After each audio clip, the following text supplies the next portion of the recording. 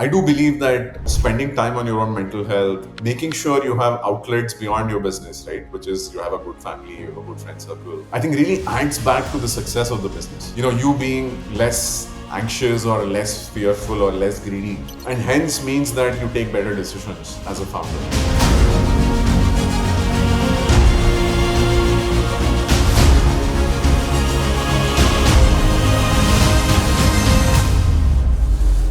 Alrighty, hello everyone, and welcome to the Deal Maker Show. So today we have an amazing founder, amazing leader. I think that what he's been able to accomplish is really remarkable with his company for so long too, and also the team that he's been able to build around him. I mean, think about this: over 100 employees that have been with the company for over 10 years. I mean, that's absolutely remarkable. On today's show, we're going to be covering all the good stuff that we like to hear: the building, the scaling, the financing, but then also taking the company public. We're going to be talking about two secondaries, how they work, why they make sense, why not. And then also COVID, how to think about pivoting your business, adjusting. I mean, they've been at it for a long time with the business. So the business has really matured and transformed itself several times. And I think that you are all going to find that super inspiring. So again, brace yourself for an amazing conversation ahead of us. And without further ado, let's welcome our guest today, Aneesh Reddy. Welcome to the show. Thanks, Alejandro, for having me today. Looking forward to the chat today. So born in Hyderabad and grew up there in India. So give us a walk through memory lane. How was life growing up for you, Anish? Hyderabad is this IT city in the south of India. Both my parents are doctors. You know, Lovely, fun upbringing. Went to IIT for my undergrad. That was, I went to IIT Kharagpur, and that was a time when I thought I really grew as an individual. Those 4 years in college and campus. And then went and joined this cigarettes to hotels conglomerate ITC. It's a top 5 public company in India. But before Uh, even that, Anish, why engineering? Out of all things, I mean, I know that in India there is a lot of pressure on the cultural side of things to either become a doctor or become an engineer. In your case, it was mechanical engineering. So, did you have like something going on there with problem solving that you got excited about like early on when you were a kid, or how did the whole problem solving come knocking to you in your life? Here, India, as you know, is it's more fashionable to be a doctor or a engineering and an engineer in India. And both my parents were doctors, and my dad sat me down in my ninth or tenth grade, saying, "Look, you need a lot of patience to be a doctor." And I was someone who needed a little bit of more need for speed in some senses, and so he sat me down and said, "Probably you should explore, engineering." And and I was pretty good at math. I was pretty good at math and physics and some of that. So it kind of came naturally, right? So and then I had a pretty good 4 years in campus as well. I used to run a robotics club. Then in 2005, I had set up the entrepreneurship cell on campus. So yeah, I think one thing led to another, and I realized that I loved solving problems. That's amazing. So after that, you got the degree and you went to work for a large publicly traded company in India, which I think, it played a really nice role for you because that was the most immediate step before you kind of like revisited your sense of purpose in life, which led you to entrepreneurship. So walk us through the sequence of events that happened there, leading to 2008, where you started to really rethink your life. Right. Yeah. So 2006 is when I graduated from IIT, and like I said, in 2005, we had set up this entrepreneurship cell, and the idea for that came from we were running a robotics club, and we had to buy these motors and ICs and all that stuff to build stuff, right? And procuring them was a headache. So we thought, why not build a company which had like a hobby kits type thing. And we realized we didn't know how to do it. So that's how we said, okay, let's set up an entrepreneurship cell first. And that meant that there was this bug of saying, let's solve a problem. And so I joined ITC, great job, amazing first pay. It's a top 5 public company in the country. Was doing very well there. Had moved 2 roles in like a 2-year period. And but there was this itch at the back saying, like, what am I doing? Right? Where am I? Where do I fit in this big? Which small cog am I in this big wheel? And thankfully, we were. I didn't need to send any money home, right? So my parents were taking care of themselves.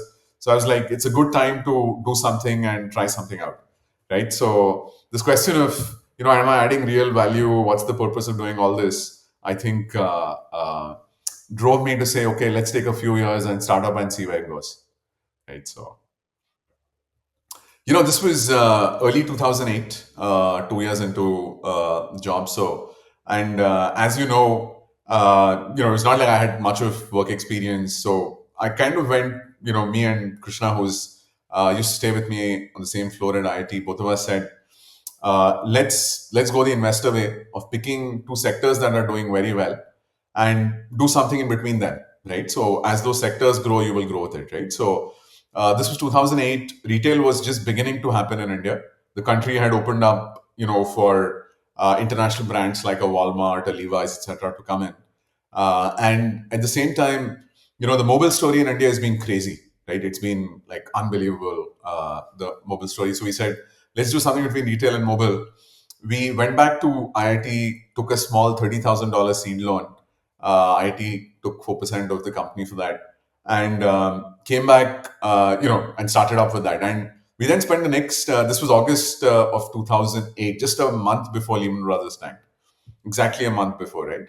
And we would kind of go meet everyone in our networks who were in retail and mobile, and ask them this question of, we took kids from IIT, we can build good software.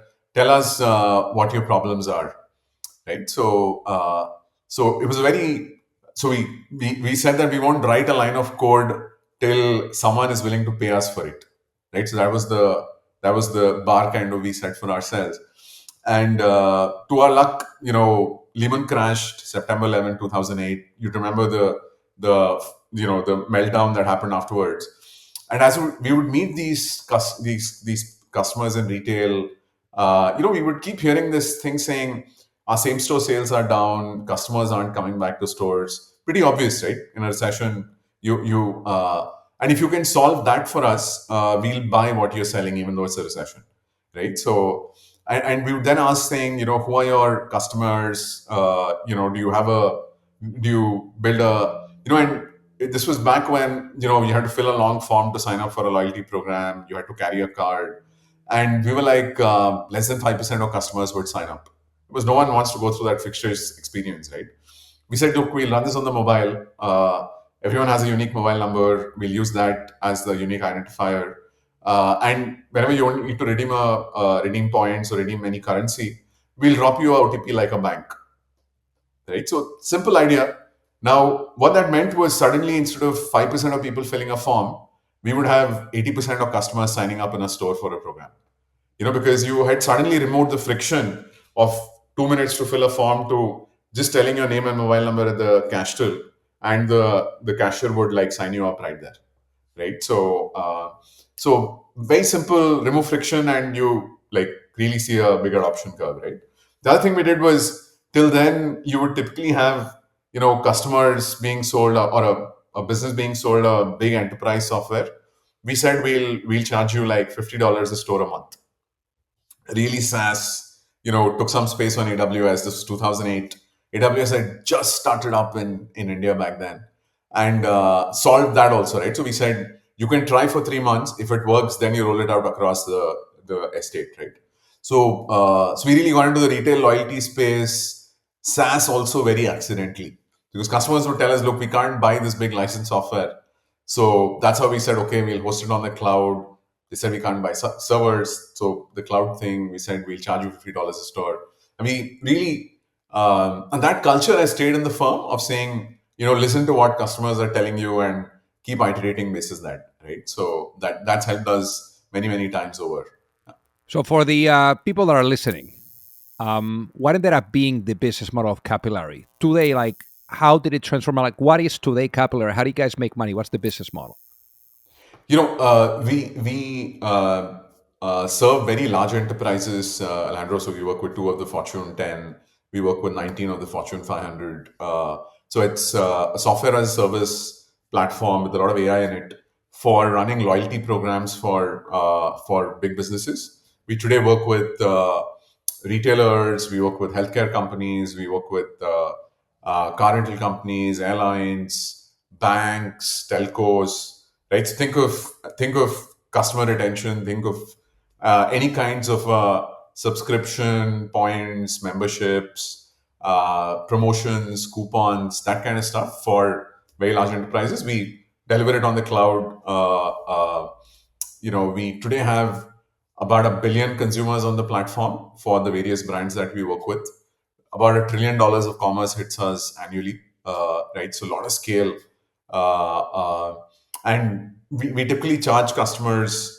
It's a annual recurring subscription, like SaaS is linked to number of transactions or number of customers that are on the platform, right? So yeah, that's the business model. There is obviously two things that have that at least stood out for me on the execution that you guys have had that I think that founders listening can really learn a lot from. One is the way that you guys were able to think about pivoting to unlock other verticals for the business in order to serve more customers and different types of profiles of customers. And then two, the way that you guys thought about also getting out of India and being able to go to other countries, whether it was initially, let's say, going to Singapore, then coming to more developed markets like the US. So walk us through how you guys went about pivoting for other verticals, and then also the book that you that playbook that you developed in order to launch in other markets as well, perhaps in a way where you're also able to inspire founders that are also kind of like thinking through those two things. Right. So, like I said, we started in India with loyalty for retailers. Right. This was 2008, and the first 3-4 years were pretty awesome for us because we really solved a very important problem for retailers. So we kind of grew very quickly. We grew to about 5,000 stores in the next 2-3 years. And the best of brands in the country were working with us: Pizza Hut, Puma, a lot of the local large conglomerates and stuff like that. And some of these customers then said, "Look, what you solve for us is very interesting in India. Can you do this for us in a Singapore and a Middle East?" Right. So, as in large enterprise, referenceability and risk is a very big problem. Right. You might have the best software, but if the enterprise feels that you're risky to work with, right, they will it just takes way too long for them to sign, right? So, and the way we had solved referenceability in a new country was by picking, was like basically riding on some of our existing customers taking us there, right? So, and so Puma and Pizza Hut took us out from India to Southeast Asia and Middle East, and and where that worked very well was, again, our pitch was very simple. The idea was a small affordable loss which can give you a big gain, right? So we would go to Puma in Singapore and say, "Oh, very good. Why don't you try us out for 3 months, $50 a store, and if you did this, you would typically see a 4-5% growth in sales for the store, right, at the end of 3 months. So $50 is not going to break the bank for anyone, but it's but 4-5% growth in sales is a big pot of gold, for a very low affordable loss, right? So we're really playing on that mechanic of saying the risk is very low, right? So and it's a 3-month pilot, but the thing at the end of it is a pretty good outcome, right? So and that made us sign up, some of these folks. And once you had a couple of good brands in a new market, then you're perceived less risky by the rest of the market, right? And that kind of played extremely well for us. So we did that in Southeast Asia, we did that in Middle East, and the next 7-8 years, we grew to about 30 million in revenues between India, Middle East, and Southeast Asia. We also went a little down market. We said, look, we'll also do SMB. We also launched a bunch of other products around that point in time. Then COVID hit. So COVID hit early 2020. We had just turned profitable at that point in time. It was really the first time in life that we had not raised money, right? Because we had turned profitable, so we were like, look, the cash flow should take care of each other. But you can never predict a COVID, right? That it's going to. And remember, we were retail tech, right? Stores were shut, massive lockdowns all across Asia. Unlike the US and Europe, where governments could support businesses, Asia couldn't, right? Because governments couldn't really like dole businesses out with all of that. And what that meant was we really had to pivot around that time, right? So we had to pivot from saying it's an Asia heavy business to opening US and Europe up. We had to pivot from saying only retail to opening out newer verticals, right? Healthcare, banking, telco, all of the other verticals that we did. We had to take some very hard calls. We shut down our SMB mid market focused business, just focused on large enterprise. We shut down a lot of our products. We just kept the loyalty product and shut everything off. So we really we really cut like 65% of cost, focused on just that one thing we were really good at. Everything else got shut, and then started pivoting into the West, pivoting into newer verticals, right? So that was a pretty interesting time in 2020, 21. And today, if you look at it, the retail is only a fourth of our business. Asia is only a fourth of our business. Uh, Mid-market SMB is less than 3% of our revenues. So the big pivots that we took around COVID really grew the business back, right? So we've grown roughly from the depth of COVID, we've roughly grown about 5 times since then. It's we're talking about COVID too. I mean, COVID was a it was a difficult period, for you not only on the business side, but then also on the personal side. And as they say, typical, on those moments that are a little bit more tougher is where there is the most amount of lessons to be learned and the most amount of transformation to be experienced, right? As they say to entrepreneurship, unfortunately, it involves depression. I don't think that a lot of people talk about it, but look, as an entrepreneur myself too, I understand, what it looks like, to wake up in the middle of the night, with the cold sweats, because of whatever issues that you're dealing with, right? Whether the business or the what ifs or cash, being tight, whatever that could be.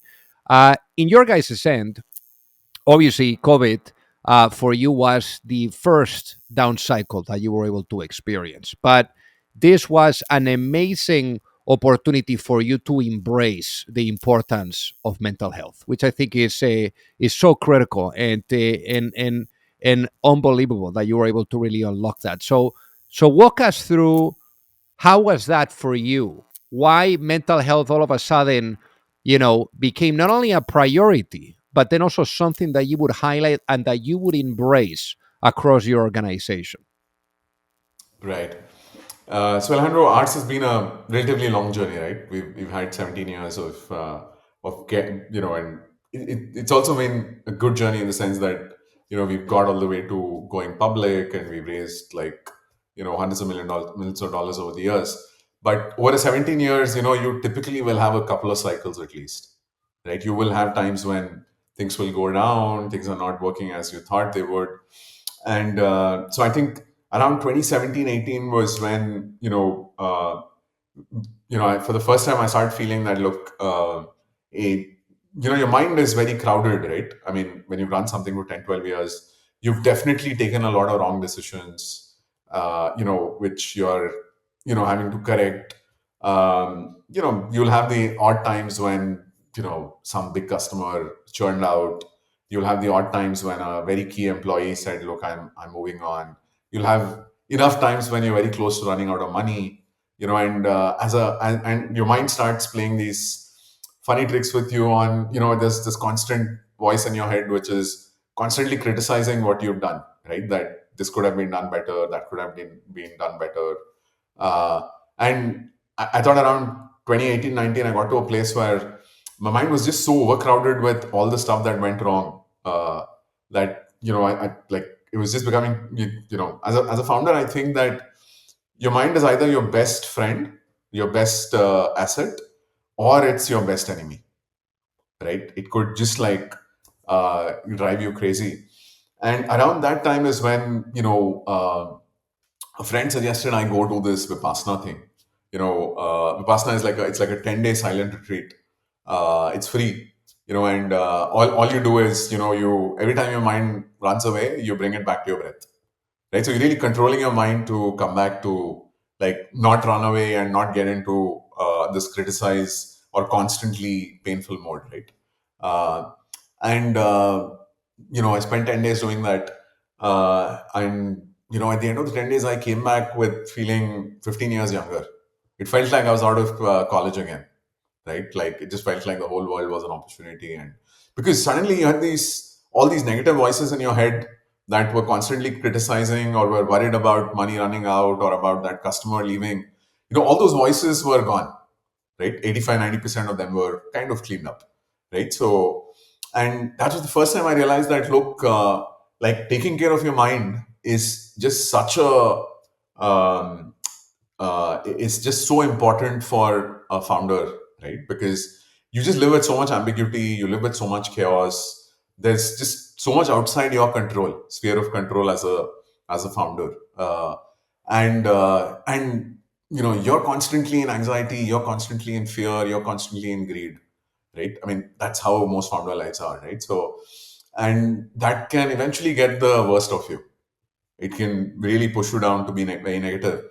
And this Vipassana thing really, like, unlocked that thing for me, right? That I was suddenly like, look, I'm not the voices in my mind.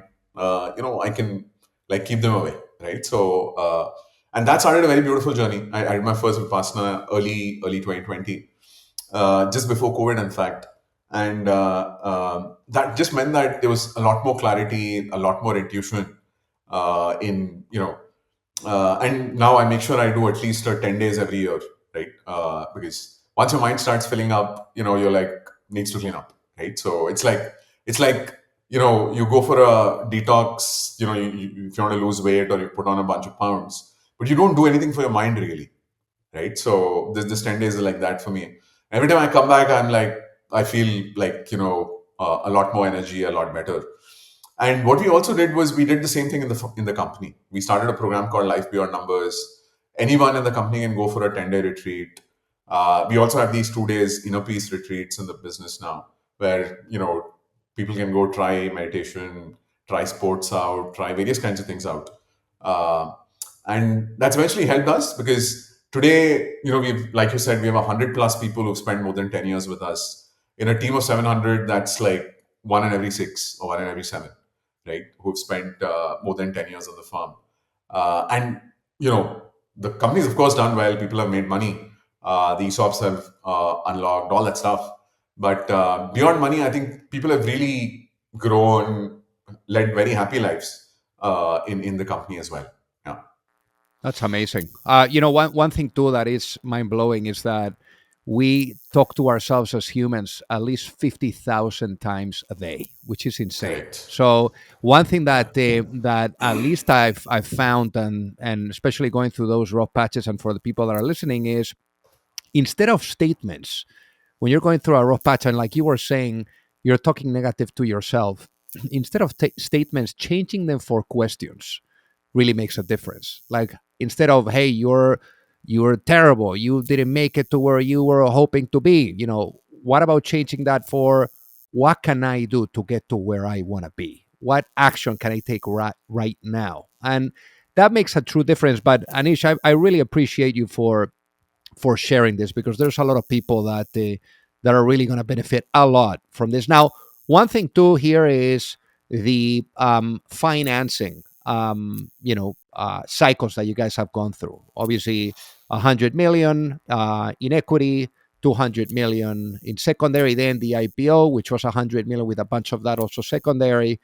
Walk us through how the financings happen, and then also that equity versus secondary, because secondaries now they're becoming more popular and more out there, but I'm sure that there's a lot of people that are not as informed or as educated, and I think it would be great, to hear from you when it makes sense to take secondary versus not.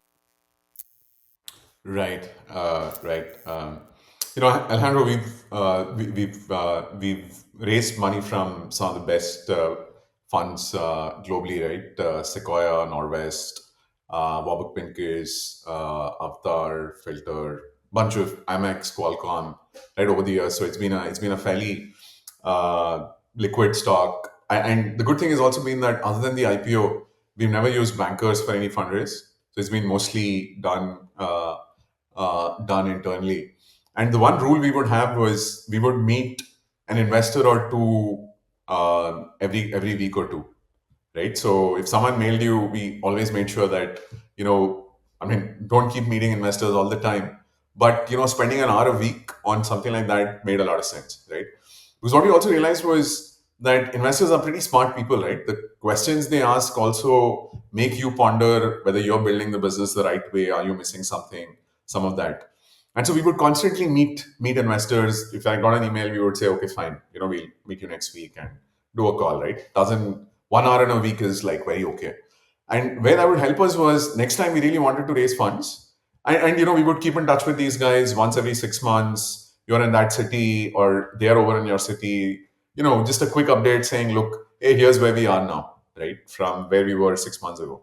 And whenever we wanted to raise funds, we would have this thing that we would go to the 5 people who we liked and showed the most amount of conversations, did a little bit of work themselves, when we were not in a fundraise mode, right? So now what that eventually meant was we didn't need to like have a banker, and our fundraisers would be fairly quick, right? Every time we wanted to fundraise, we would really close the round in the next 2-3 months, right? So and usually because we ended up reaching out to 5-6 people from the cohort that was speaking to us over the last year, 2 years, whatever, you typically have, like, even our Series A was Sequoia and Norvis coming together, right? So now what that meant was they wanted more allocation, which then would create space for you to have a secondary, right? Now I think that worked very well for us because if you're a founder who's never taken secondaries out in the business, the first time you have an opportunity to sell, you will sell. You will not play for the long game, right? In our case, within 4 years of the business, we already had made our first million each in some senses, and so we really had staying power, right? So we could really play for the fences. We could really wait it out. We could go through cycles, and that was also for the team, right? The team also could sell their ESOPs and all that. And I'm a big believer that you have to keep your cap table fresh because all of these funds have like a 6-7 year life cycle, and if you're not going to be able to get them an exit when they want it, it really drags down because access to fresh capital comes down. And like you got a new fund. Let's say the business goes into a slightly bad year, right? Now this fund that's recently come in always has more to deploy, while someone who came in 3-4 years ago, is at the end of their cycle with you, right? Now they're going to talk about, okay, it's 4 years and I have 3 more years to go, right? So I'm not going to double down. I'm actually going to say, okay, can I start getting some money back, right? So as a founder, I think it's always good to be one step ahead on creating opportunities for secondaries, for existing investors, for employees, for even for yourselves, right? So yeah. How was it like to also take the company public? Because it was oversubscribed 52 times. I mean, that sounds pretty wild. So how was that? I think life has been very kind, Alejandro, through the years, and we decided to list. Once we were closer to double digit, 10% plus on EBITDAs, and that happened last financial year. We crossed over 10% plus on EBITDA margins, and the belief was that, look, I think just where the markets are and where the economy is globally, that markets would appreciate a double-digit EBITDA, profitable company still growing at, more than 30, 35, 40%, right? And that was kind of the profile we were at. And for us also, because we work with very large enterprises, being a public company makes you less risky because your numbers are public. The risk of saying, why do I work with the small startup goes away, right? So those were the big drivers for us to go out and listen. Also was also a point in time where I felt that, look, we've done 200 million of secondaries over the years, and I can't keep doing this, right? If you're public, then investors get their own exits and they can sell when they want to, they can do what they want to, right? So it was just some of those pieces. And the fact that we had timed it well, that we were still growing very well, we were a double digit EBITDA, the business was throwing a lot of cash, just ensured that, although the sentiment on SaaS has been slightly negative in the last, I'd say 6 months. There's a lot of AI in our product, but you still started as a SaaS company. There's this SaaS versus AI thing that is there, right? So we still had, like, people could see that you're working with the best of the businesses, you're throwing a ton of cash out, you're at growing in spite of like delivering double digit EBITDAs. I think that led to, six of the top eight funds in the country subscribing to the IPO. That led to the massive oversubscription. The stock has also done well. It's been about 20% up since we listed, right? So overall, it's been a great outcome for That's everyone. amazing. Now, imagine you go to sleep tonight, Anish, and you wake up in a world where the vision of the company is fully realized. What does that world look like? That's a great question, actually, Alejandro. I haven't thought through it, but let me take I think uh, I do think we spend very little time taking care of ourselves as people, right? Especially the mental health side. And I've seen that cycle very, very closely. So for me, it would be a happy world, right? A happy world where people are not anxious, people are not greedy, they're satisfied. I think if you ask me, what is the ultimate world for me? It is a world where people, where all of us, the Buddhist type of a world, the Buddha's world, which was really, a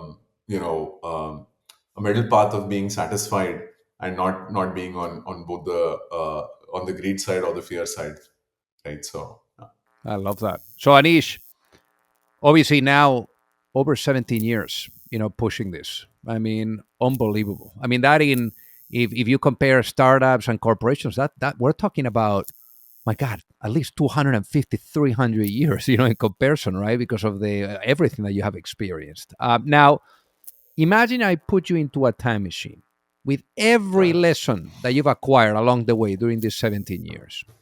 And I'm able to bring you back to 2008, to that moment where you were coming out, let's say, of the HQ of ITC, where you were there, the assistant manager.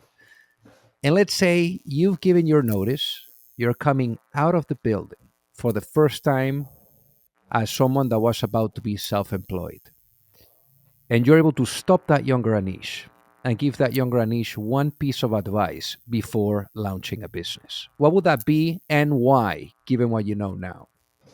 One piece of advice. Uh, I would do two. Can I do two? So yeah, one and a bonus one, right? So the first one would be keep listening to customers, right? So every time I've gone out and said, let's build this product, and that's come from my figment of imagination, we haven't done as well as we have done when we've constantly listened to solving a real customer problem, right? Not a fad, not blockchain, not AI, but pick the problem, find the tech, and solve it.